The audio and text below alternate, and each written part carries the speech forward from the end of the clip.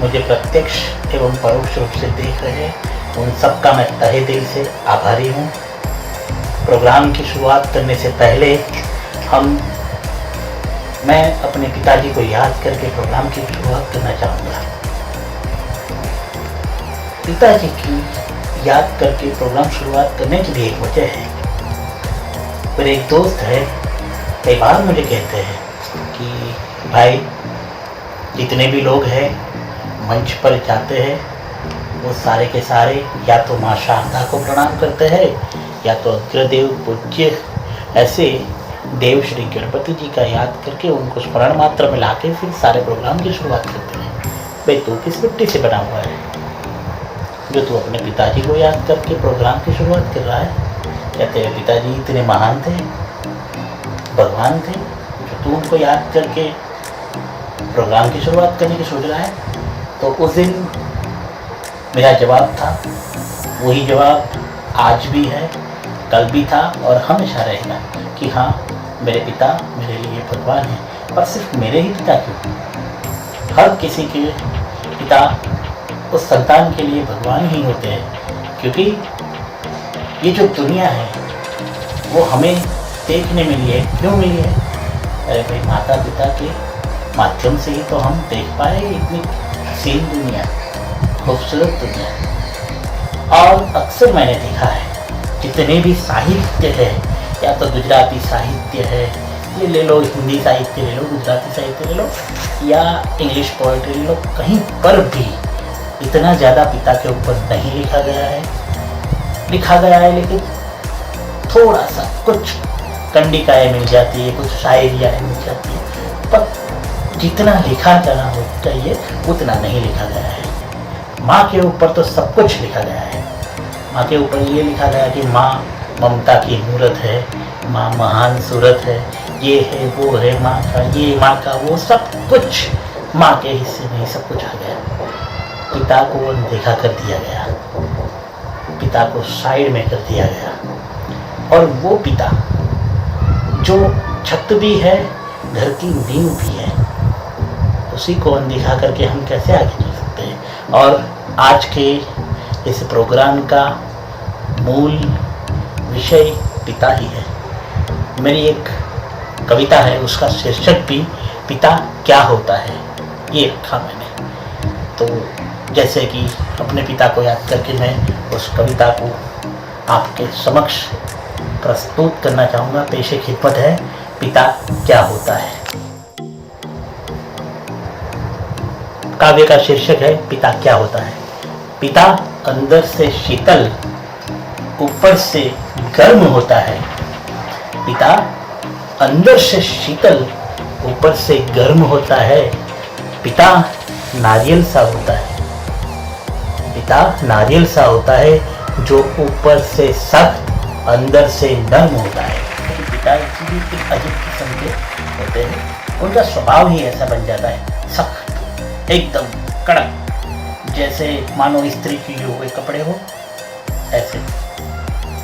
और ये स्वभाव उनको परंपरा में नहीं मिलता है, ये स्वभाव उनका अपने आप ऐसे बन जाता है। क्यों? ऐसा स्वभाव बनने के पीछे की भी बहुत सारी वजह होती है। ऑफिस का टेंशन ले लो, महंगाई, बच्चों के लिए उनकी सारी ज़रूरतों को पूरा करना, उनके ऊपर आई हुई आपत्तियाँ, कौटुंबिक सारे झगड़े, ये सब से निपटते निपटते जब पिता नहीं रह जाता है, एक योद्धा बन के निकलता है।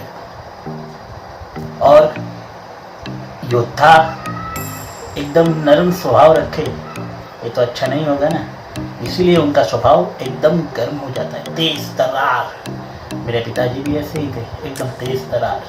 अगर कुछ गलत बोल दो सीधा झापट पड़ती थी ऐसे एकदम। और मेरे पिताजी ने तो एक बैत रखी हुई थी हमें पीटने के लिए, कूटने के लिए।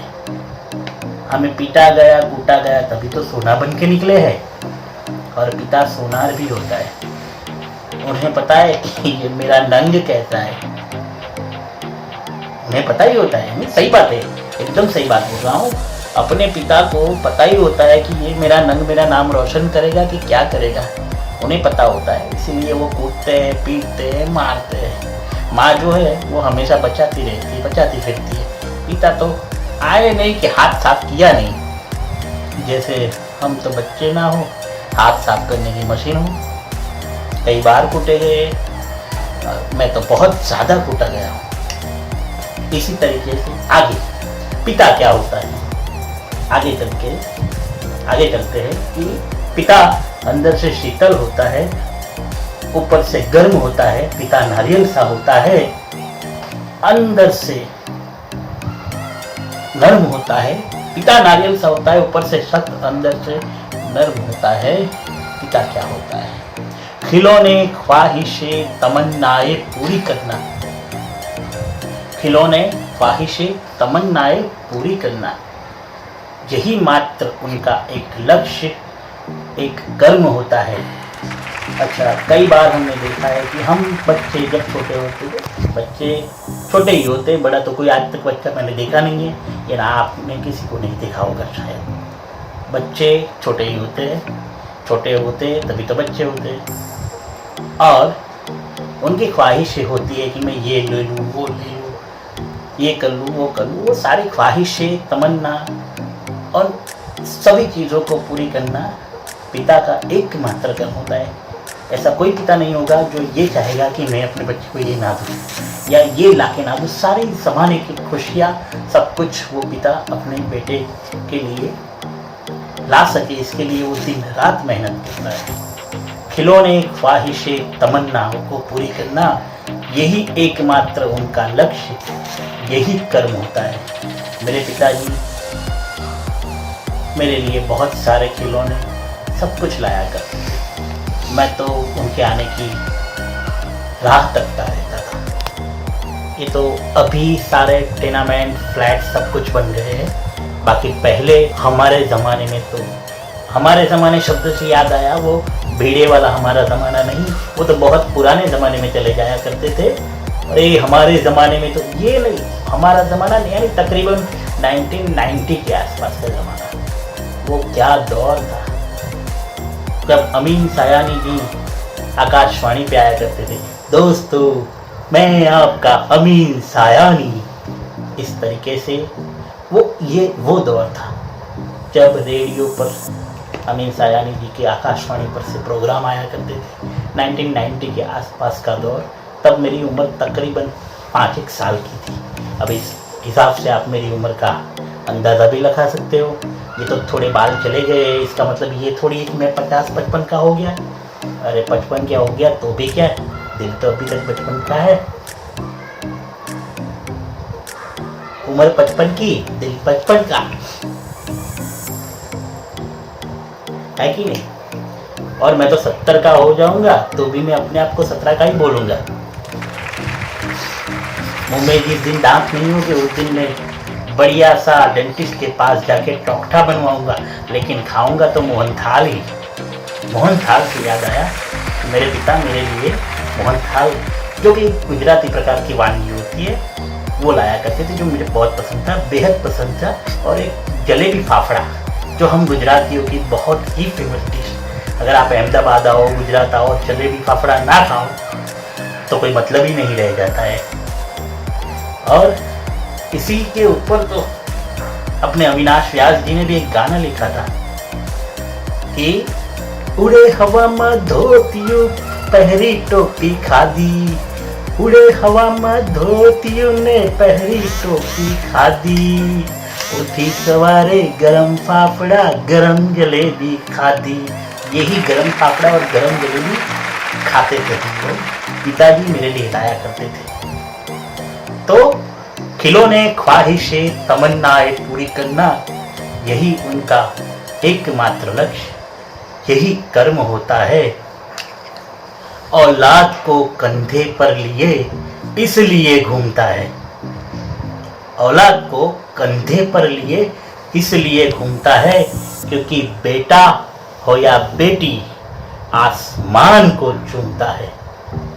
औलाद को कंधे पर लिए इसलिए घूमता है क्योंकि बेटा या बेटी, यहाँ पर मैं बेटा या बेटी का कोई कहीं पर भी असमानता नहीं पेश कर रहा हूँ, ये बेटा हो या बेटी, हर किसी को पिता जो होता है अपने कंधे पे बिठाता है। आपने एक बात नोटिस की होगी तो आपको बता दूं, माँ जो है अपने बेटे को कमर पर लेके चलती है हमेशा।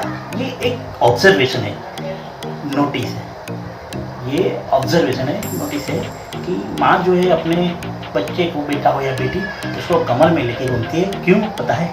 क्योंकि माँ ये चाहती है कि बेटा या बेटी वही चीज़ देखे, वही चीज़ ऑब्जर्व करे जो माँ देख पाती है। लेकिन पिता तो महान होते हैं, बेटे को कंधे पर इसलिए बिठाते हैं कि जो दृश्य, जो दुनिया वो नहीं देख पाए, वो चीज़ उनका बेटा उनके कंधे पर बैठ के देख सके। औलाद को कंधे पर बिठा के इसलिए घूमता है क्योंकि बेटा हो या बेटी आसमान को चूमता है। और अगर रोशन नाम कर दिया बेटे या बेटी ने, और घर नाम रोशन कर दिया बेटे या बेटी ने, तब पिता का आनंद सीमा पर चरम होता है। तब पिता का आनंद सीमा पर चरम होता है। पिता ऊपर से सख्त, अंदर से नर्म होता है। मेरे पिताजी की बात करें तो जैसे मैंने बताया आपको कि हमारे यहाँ गुजरात में रथ यात्रा बहुत ही अच्छी निकलती है। भगवान वहाँ द्वारकाधीश मंदिर से निकल के जमालपुर मंदिर, जिसे जगत मंदिर भी बुलाया जाता है, वहाँ से निकल के एक दिन अपने मामा के घर सरसपुर में आते हैं। वो परंपरा है और परंपरा के खिलाफ मैं करती भी नहीं हूँ। तो भगवान उस दिन आते हैं तो काफ़ी भीड़ होती है। अब काफ़ी भीड़ होती तो पिताजी मेले में हमें लेके जाते थे दिखाने के लिए, भगवान का दर्शन करवाने के लिए कि भाई चलो तुझे मैं मेला दिखाता हूँ, भगवान स्वयं चल के आए हैं हमारे यहाँ पे, तो उनका दर्शन कर ले, तेरा जीवन उद्धार हो जाएगा, कुछ सफल बन जाएगा। ये सोच के फिर वो हमें ले जाते थे। तो अपने कंधे पे बिठा के भगवान के दर्शन कराते थे। अप्रतिम दृश्य होता था। पिताजी देख पाए या ना देख पाए, लेकिन बेटे को तो कंफर्म दिखाते थे रथ यात्रा। इसीलिए तो बोला ना मैंने कि औलाद को कंधे पे लिए इसलिए घूमता है क्योंकि बेटा हो या बेटी आसमान को चूमता है। और घर रोशन कर दिया बेटे या बेटी ने नाम, तो पिता का आनंद सीमा पर चरम होता है। सिर्फ याद कर लो उन्हें, आधी सफलता तो उसी में मिल जाएगी। सिर्फ याद कर लो उन्हें तो आधी सफलता तो उन्हीं से मिल जाएगी। बाकी शुरुआत करने से सक्सेस कंफर्म होता है। अब इन दिनों बहुत सारे मोटिवेशनल स्पीकर्स निकल आए हैं, वो सब आपको मोटिवेट करते रहते हैं कि भाई ये करो वो करो, सफलता विफलता।